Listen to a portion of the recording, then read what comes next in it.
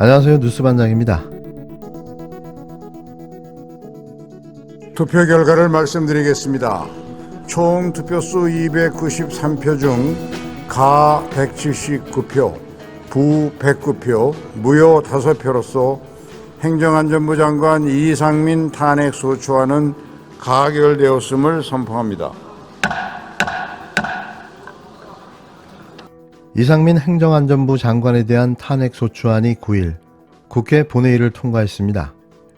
장관에 대한 탄핵안이 국회에서 가결된 건 처음인데요.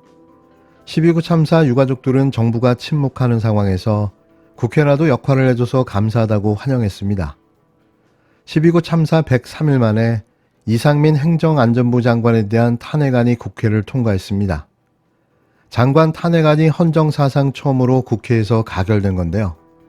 찬성이 179표로 야3당 전체 의석수보다 3표가 많았고 반대 109표, 무효 5표였습니다. 안전정책을 총괄하는 이 장관이 12구 참사에 대한 예방조치도 참사 이후 안전관리도 소홀했다는 것이 탄핵안의 핵심인데요. 야당은 국회의 해임 건의안을 대통령이 거부해 국회가 대신 책임을 물은 거라고 강조했습니다. 국힘당은 이재명 대표 방탄용이고 사실상 대선 불복이라며 강하게 반발했는데요. 하지만 12구 참사 유가족들은 환영의 뜻을 밝혔습니다. 이날 대정부 질문 참석을 위해 국회에 왔던 이상민 장관은 본회의장의 모습을 드러내지 못했는데요. 가결 직후 소추 의결서가 이상민 장관 측에 송달되면서 장관 직무는 곧바로 정지됐습니다. 대통령실은 오늘 국회에서 이상민 행정안전부 장관 탄핵소추안이 가결된 데 대해서 다음과 같이 입장을 밝힙니다. 의회주의의 포기입니다. 의정사의 부끄러운 역사로 기록될 것입니다. 탄핵 가결 직후 대통령실은 격양된 반응을 보였는데요. 입에서 뱉어낼 수 있는 모든 악담과 막말을 쏟아냈습니다. 의회주의 포기다. 부끄러운 역사로 기록될 것이라는 입장문을 내놨고 어떤 중대한 법률을 위반했는지 거품을 물며 되묻기도 했는데요. 일단 헌법재판소가 신속하게 기각결정을 내리길 기대한다는 분위기입니다. 그건 물론 희망사항인 거죠. 국회가 의회주의를 포기했다. 의회주의가 뭔지는 아는 걸까요? 대통령실이 탄핵안 가결 20분 만에 내놓은 입장입니다. 윤석열 대통령이 아닌 대통령실 명의의 입장 발표였는데요. 그만큼 국무위원 탄핵이 중대한 점을 고려했다고 주장했습니다. 하지만 대통령이 발언하게 되면 자신의 직속 후배를 두둔하고 챙긴다는 비판이 나올 것을 우려해 대통령실의 입을 빌릴 수밖에 없었던 건데요. 후배 사랑이 아주 끔찍합니다. 그러면서 대통령실 고위 관계자는 기자들과 만나 이상민 장관이 어떤 헌법과 어떤 법률을 중대하게 위반했는지 드러난 게 없다. 삼권 분립의 한 축인 국회에서 헌법과 법률로 국정행위가 이루어지지 않는다면 다른 축인 사법부가 바로잡아 주길 기대한다고 말했습니다. 다른 대통령실 고위 관계자도 결국 탄핵 목적은 이재명 대표의 신상 문제가 아니냐고 날을 세웠는데요. 여기서 이재명 대표가 왜 또 나오나요? 그러나 국회에서 탄핵소추안이 통과되더라도 헌법재판소의 최종 판결이 불안한데요. 윤석열 정권이 들어서면서 교체된 헌법재판소 판사들의 성향 탓입니다. 다소 보수 성향이 강한 판사들로 교체되며 자칫 기울어진 판결이 나오지 않을까 우려되는데요. 이 부분도 우리가 반드시 챙겨봐야 할 것입니다. 이상민 장관 탄핵 가결은 국민의 준엄한 명령입니다. 마침내 이상민 행안부 장관 탄핵 소추안이 국회 본회의를 통과했습니다. 국회는 오늘 헌법과 법률에 따라 재난안전주무부처의 수장으로서 역할을 다하지 못한 이상민 행정안전부 장관을 탄핵하라는 국민의 준엄한 명령을 수행했습니다. 윤석열 대통령이 받아들이길 거부한 책임을 국회가 대신해서 물은 것입니다. 이상민 장관은 재난안전주무장관으로서 재난과 위험으로부터 국민을 보호해야 하는 의무 수행에 철저히 실패하며 159명의 소중한 국민의 희생을 막지 못했습니다. 그러나 이상민 장관은 자신의 책임을 회피하는 것도 부족해 지금도 파면 요구 이유를 모르겠다며 유가족과 국민을 기만하고 있습니다. 그리고 탄핵 소추안이 가결되자 국민이 국회에 위임한 권한은 그 취지에 맞게 행사돼야 된다고 강변했습니다. 국회는 국회에 위임한 권한과 책임을 그 정확한 취지대로 다했으며 국민이 장관에게 부여한 권한과 책임을 다하지 못한 것은 바로 이상민 장관입니다. 이상민 장관은 이제 더 이상 윤석열 대통령과 국민의힘 뒤에 숨지 못할 것입니다. 이상민 장관은 법의 심판을 기다리기 바랍니다. 대통령실은 국회의 이상민 장관 탄핵 소추안 처리에 대해 의회주의 포기이다, 의정사의 부끄러운 역사로 기록될 것이라고 주장했습니다. 대통령실이 말하는 의회주의는 대체 무엇입니까? 대통령실은 국회가 행정부를 감시하고 견제하는 것이 아니라 대통령 심기를 비호하고 지원해야 한다고 생각하는 것입니까? 윤석열 정부는 국민의 생명과 안전을 포기했습니다. 국민의 생명과 안전을 지키지 못한 책임을 끝내 거부한 윤석열 정부는 헌정사의 가장 부끄러운 실패한 정부로 기록될 것입니다. 윤석열 대통령과 이상민 장관은 더 늦기 전에 유가족께 진심으로 사죄해야 할 것입니다. 더불어민주당이 이상민 행정안전부 장관 탄핵을 가결시킨 가운데 이번에는 윤석열 대통령 부인 김건희 씨에 대한 특별검사 추진에 속도를 내기 시작했습니다. 이 장관 탄핵 소추안이 가결된 기세를 몰아 전국 주도권을 놓지 않으려는 의도로 풀이되는데요. 이제 본격적인 반격이 시작된 거죠. 특검이 국회 법제사법위원회 문턱을 넘지 못한 만큼 본회의에서 바로 처리하는 패스트트랙, 즉 신속 처리 안건에 나설 참인데요. 민주당 의원들은 김건희 씨 관련 주가 조작, 논문 표절 논란을 정조준하며 본격적인 워밍업에 들어갔습니다. 민주당 핵심 관계자는 8일 김건희 특검 본회의 패스트트랙 지정을 위해 정의당 등 범야권 의원들과 협의 중이라고 말했는데요.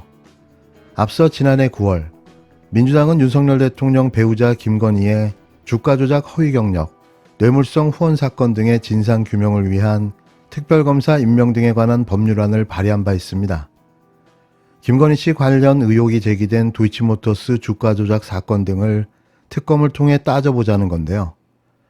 허송세월 공소시효까지 뭉개기로 버티게 하고 있는 윤석열 검찰들의 작태를 더 이상 볼 수 없었기 때문입니다. 또 헌법은 모든 국민에게 동일하게 적용되어야 하기 때문인데요. 하지만 특검법은 이후 5개월이 지나도록 법사위에 머물러 있습니다.